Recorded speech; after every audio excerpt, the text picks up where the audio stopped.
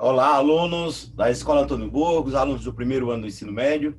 Estamos aqui mais uma vez para dar continuidade aos nossos trabalhos relativos aí a processos de oxirredução.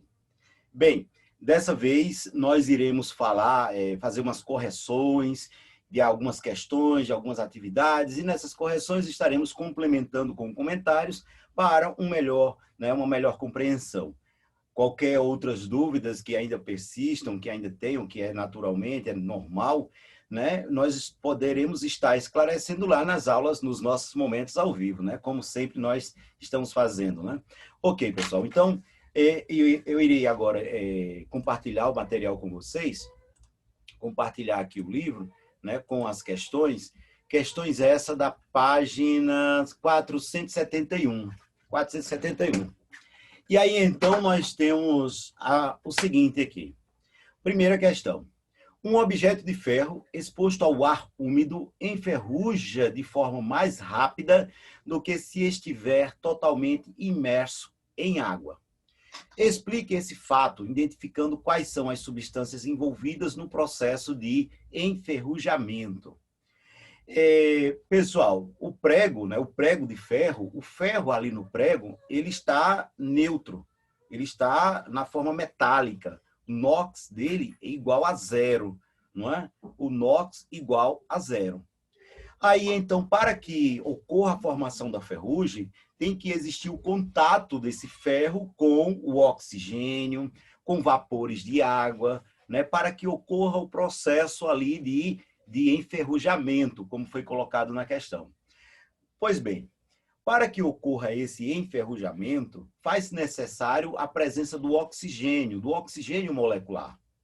E aí, então, a quantidade de oxigênio molecular no ar é maior do que na água. Por isso que o enferrujamento, né, dele, né, exposto ao ar úmido, ele vai ser mais rápido do que se estivesse dentro da água. Porque no ar úmido vai ter bastante vapor de água. Dentro da água, muita água também. Acontece que precisa de um outro componente. Qual é? O oxigênio molecular. E aí, então, nessa condição, o oxigênio molecular dentro d'água está em menor quantidade do que o oxigênio molecular contido no ar úmido. É por isso que no ar úmido o enferrujamento ocorrerá mais rápido com esse prego. Então, é esse o comentário relacionado à resolução dessa primeira questão nossa. Certo? Ok? Dúvidas? Temos lá o momento, né, o nosso momento do Zoom, para que as dúvidas sejam lá esclarecidas, tá certo? Dúvidas mais que possam estar surgindo. Vamos trabalhando com as questões do livro de vocês. Isso aqui é o livro de vocês, página 471. A ferrugem contém uma substância que é formada pela reação do oxigênio do ar com o ferro presente em uma superfície metálica. Pessoal, como a segunda questão estava falando sobre ferrugem, mostrando a reação, por isso que eu não fiz questão de mostrar a reação de enferrujamento na primeira, porque ela está sendo exposta na segunda questão, logo na sequência, perceba. Né? Então, o que é que nós temos aqui? Ó? A ferrugem contém uma substância que é formada pela reação do oxigênio do ar com o ferro presente em uma superfície metálica. Esse processo pode ser representado pela seguinte equação química. Está lá, ó. Eu tenho lá 4 ferros mais 3 moléculas, né? 4 mols, vamos colocar em mols, 4 mols de ferro, mais 3 mols do gás oxigênio, formando 3 mols lá do óxido de ferro. Aí diz assim, nesse fenômeno, o oxigênio sofre a transformação química denominada de, olá, respostazinha, redução. Por que o oxigênio sofre redução? Pessoal, o que é mesmo a redução? É o ganho de elétrons, não é? Então, o oxigênio ele estará ganhando elétrons. Professor, como é que eu sei que nessa reação aí o oxigênio está ganhando elétrons? Como é que eu sei disso? Aí você tem que calcular o NOx de todos os elementos, né? No caso aí, a pergunta era referente ao oxigênio. Você poderia só calcular o NOx do oxigênio, mas rapidamente você calcula de todos. não é? Então, eu olho, eu observo o NOx por exemplo, no caso aí é o oxigênio, o NOx do oxigênio antes da reação e o NOx do oxigênio lá nos produtos, após a reação.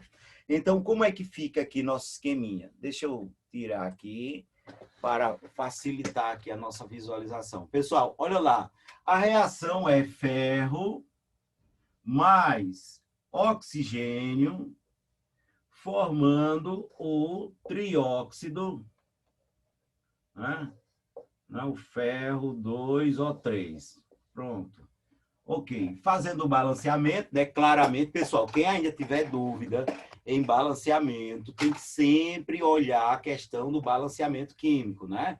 Aquela história de buscar a igualdade dos elementos existentes entre reagentes e produtos. Tem sempre que buscar aí, né, o balanceamento, sempre. Ok. Deixa eu tentar tirar um reflexo que estava ali. Ok, ficou melhorzinho. Vamos lá, pode ficar até assim agora. Ok, vamos lá. Então, eu tenho, né, aqui claramente ferro mais oxigênio formando lá a ferrugem. Ok. Mas observe que está claramente, né, desbalanceado. Então, o que é que eu vou fazer? Eu tenho que buscar um balanceamento. Eu posso fazer por tentativa, posso fazer pelo fenômeno de oxirredução, né? Quando é possível fazer por tentativa, faça logo por tentativa. Por exemplo, aqui, ó, no caso do ferro, eu boto um 2 aqui, né? Aí 2 ferros, ok. 2 ferros, ok. No caso do oxigênio, 3. Qual é o número que eu coloco aqui, ó? Para que, de repente, multiplicado por 2, seja igual a 3. Aí, lógico, vai ser quanto? Vai ser 1,5, né? 1,5 vezes 2 igual a 3. Está balanceado? Está. Mas não é conveniente deixar assim. Pode deixar, mas não é conveniente deixar ali, né? Vamos colocar no número inteiro. Então, se eu multiplicar aqui por 2, ó, né? Eu vou multiplicar por um número para obter o resultado de maneira inteira. Então, ó, 1,5 vezes 2 é igual a 3. Está lá, né? 1,5 vezes 2 igual a 3. Professor, posso fazer isso? Pode. Desde que o número que você usou aqui, ó, para tornar aquele resultado um número inteiro, certo?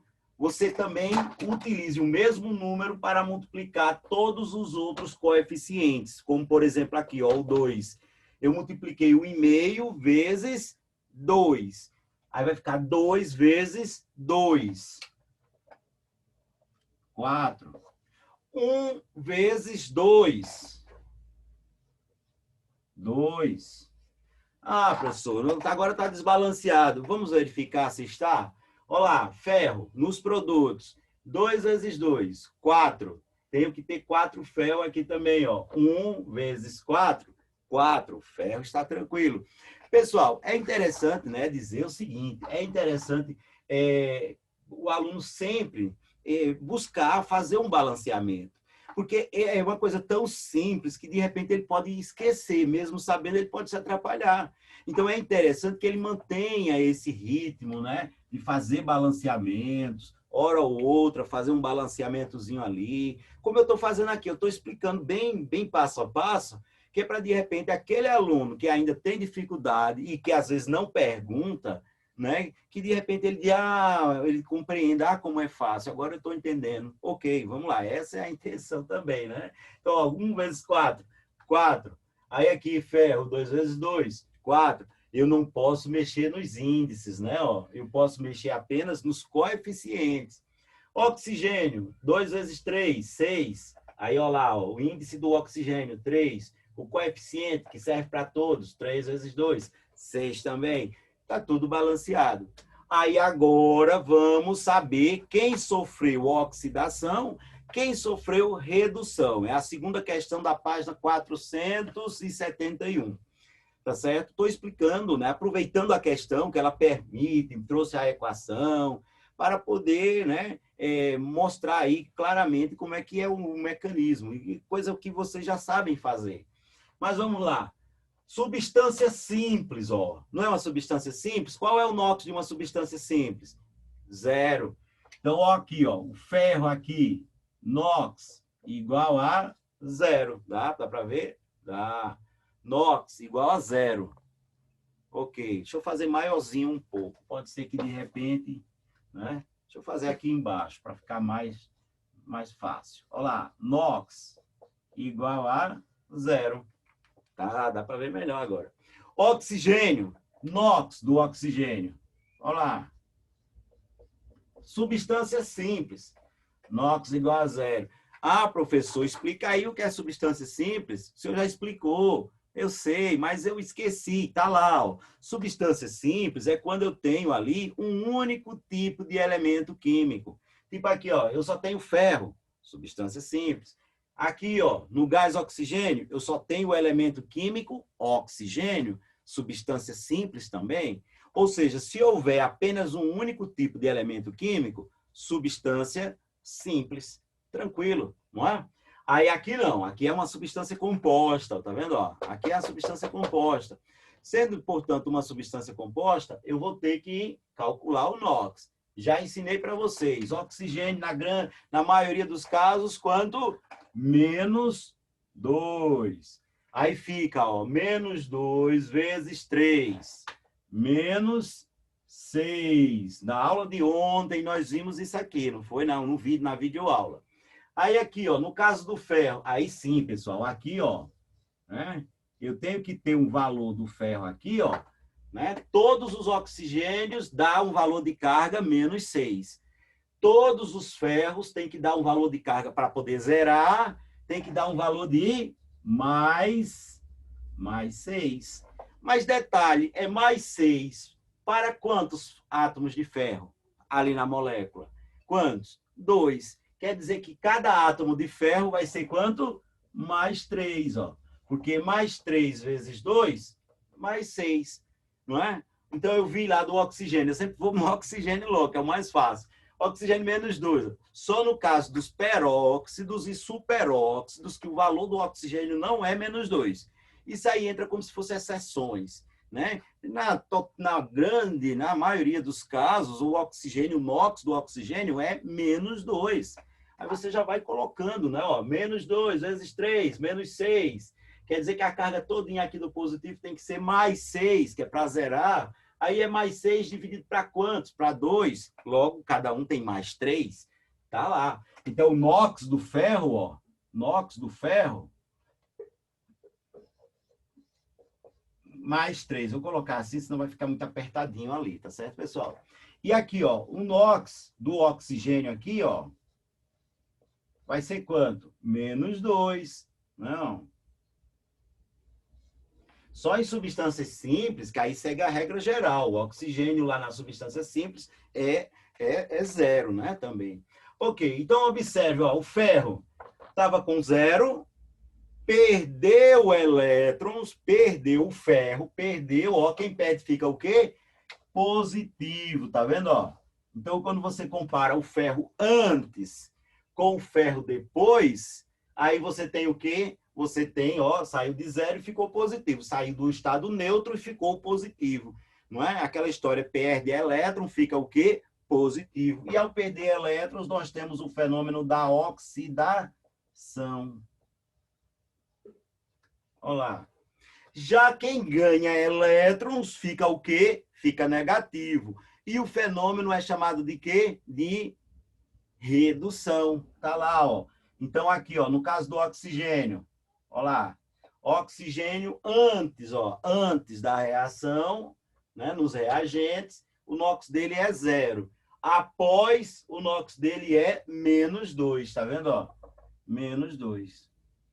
E aí, como ganhou, ficou negativo, né? E o processo de ganhar é redução. Aí, o que é que a pergunta estava mesmo falando? O oxigênio sofre o quê? O oxigênio sofre redução, ganha elétrons. Ao ganhar elétrons, ele fica o quê? Fica negativo, né? Então, deixa eu voltar lá na questão. Aqui, ó. Né? Nesse processo, o oxigênio sofre a transformação química denominada de ganho de elétrons. redução. O oxidação, que está na letra B, seria referente ao que o ferro sofreu. Aí sim, o ferro sofreu uma oxidação. Agora, esterificação, formação de um éster. Isso vocês ainda vão ver, ó, bem futuramente ainda, tá? Que fala de... Bem futuramente não, no próximo ano, assunto de segundo ano, já entra a tal da química orgânica, excelente parte da química, muito fácil, muito interessante, né? E aí, então, na esterificação, leva à formação de ésteres. Não é o caso, nada a ver. E aí, na letra D, uma neutralização. Ora, para ser uma reação de neutralização, né, eu teria que ter a reação de um ácido com uma base, formando um sal e formando um óxido, né? Então, é essa reação que eu chamo de reação de neutralização. Mas observe o seguinte, ó, letra C e letra D são denominações de reações, são nomes de reações. E ele está perguntando um processo, né, que ocorre com um elemento químico. Aí o elemento químico, quais são os processos que ocorrem com ele? Ganhar elétron, perder elétrons, né? Então, seria, não tem, está bem longe da lógica essas duas letras, a letra C e a letra D. Ok, pessoal, tranquilo? Vamos dar uma continuidade aqui, tá certo? A terceira questão, página 471. O texto, né? Tem um texto para poder contextualizar direitinho. Pessoal, mesmo que às vezes você de repente não tenha tantas informações significativas nos textos, mas é interessante que você de repente, ao longo dos seus estudos, vocês deem atenção aos contextos de questões atuais, porque é uma forma bem inteligente de você estudar para os vestibulares atuais, porque os vestibulares trazem contextos riquíssimos em informações atuais. E é importantíssimo isso para o aluno que está se preparando nesse ritmo de um ensino médio, né? Não vai deixar para se preparar para um Enem no terceiro ano. Lógico que não. O terceiro ano tem o assunto terceiro ano, né? É uma revisão geral, pois que seja uma revisão geral. Para que seja uma revisão geral, eu tenho que ter aprendido o do primeiro ano no primeiro ano, o do segundo ano no segundo ano, no terceiro uma revisão geral, aí tá certo. Vamos lá. Então diz o seguinte, uma medida adotada pelo governo do estado para amenizar a crise hídrica que afeta a cidade de São Paulo envolve a utilização do chamado volume morto dos reservatórios do sistema Cantareira. Em artigo publicado pelo Jornal do Estado de São Paulo, 3 especialistas alertam sobre os riscos trazidos por esse procedimento que pode trazer à tona poluentes depositados no fundo de represas, onde se encontram contaminantes que não são tratados por sistemas convencionais.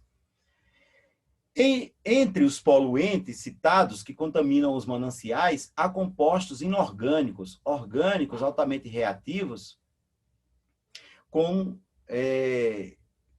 os sistemas biológicos, microbiológicos e vírus. Segundo os pesquisadores, quanto mais baixo o nível do reservatório, maior é a concentração de poluentes, recomendando maiores cuidados. Olá, pessoal. Vê, essa informação vai te ajudar na questão da identificar quem vai sofrer oxidação, quem vai sofrer redução. Não, mas vai preenchendo o aluno de informações, né? Olha aí, ó, crise hídrica, né? Os volumes estão lá embaixo, vai se utilizar o tal volume morto, que não é um volume que fica muito parado, né?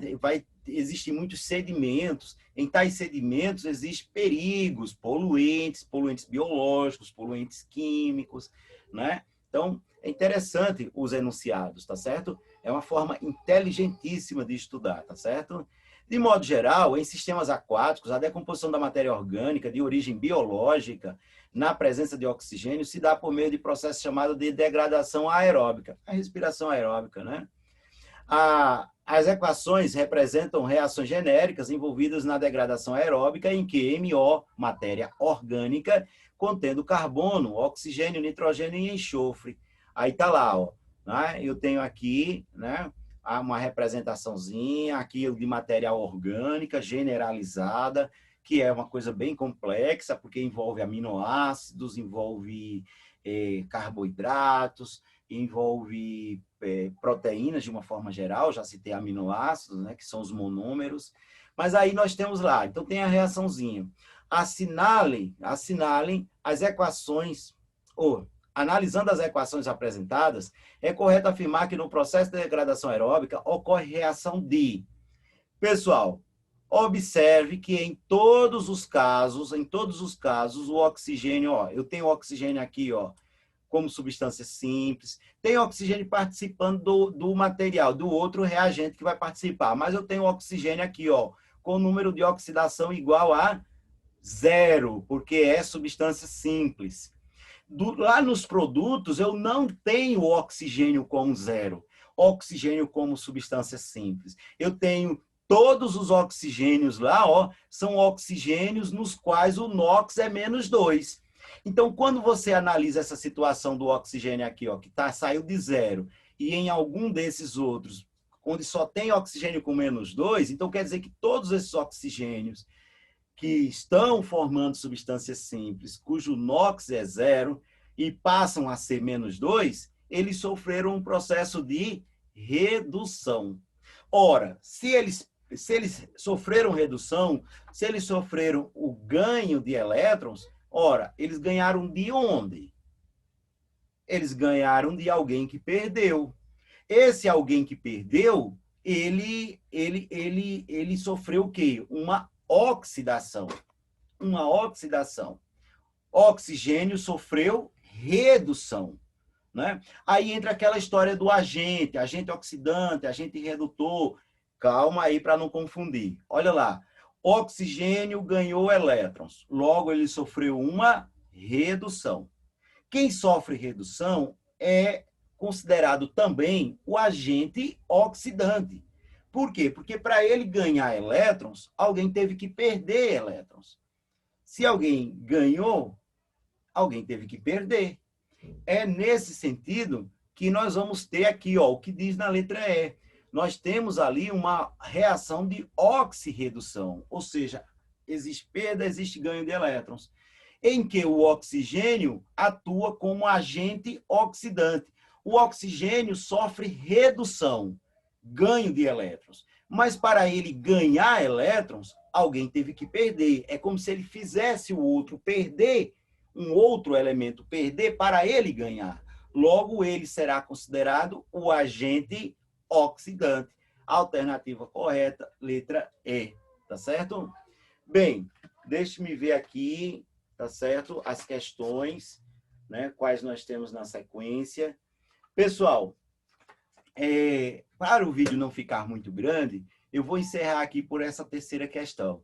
Em próximos momentos nossos, no momento ao vivo, nós estaremos esclarecendo, continuando o nosso esclarecimento de dúvidas a respeito, né, dos fenômenos de oxirredução, de balanceamentos, de oxidação, de redução, agente oxidante, agente redutor. Agora, nunca esquecer o significado desses termos, porque bem simples o significado e que te orienta, né, diretamente na escolha ali da interpretação correta. Então, oxidação, perda de elétrons. Redução, ganho de elétrons, certo? E aí, então, se a redução quem sofre redução tem que ganhar, é o que ganha elétrons, esse que está ganhando fez com que o outro perdesse. Ou seja, o que ganha, o que sofre redução, ele é o agente que causa a oxidação no outro. Por isso que ele é chamado de agente oxidante. Quem sofre redução é o agente oxidante. Já, né, o contrário também é verdadeiro, né? Aquele que sofre oxidação é como se ele fizesse com que o outro ganhasse. O que sofre oxidação, ele é o agente redutor, ele faz com que o outro ganhe elétrons. E nesse sentido, pessoal, até o nosso próximo momento, onde estaremos aí esclarecendo mais sobre os fenômenos de oxirredução. Até mais. Tchau, tchau.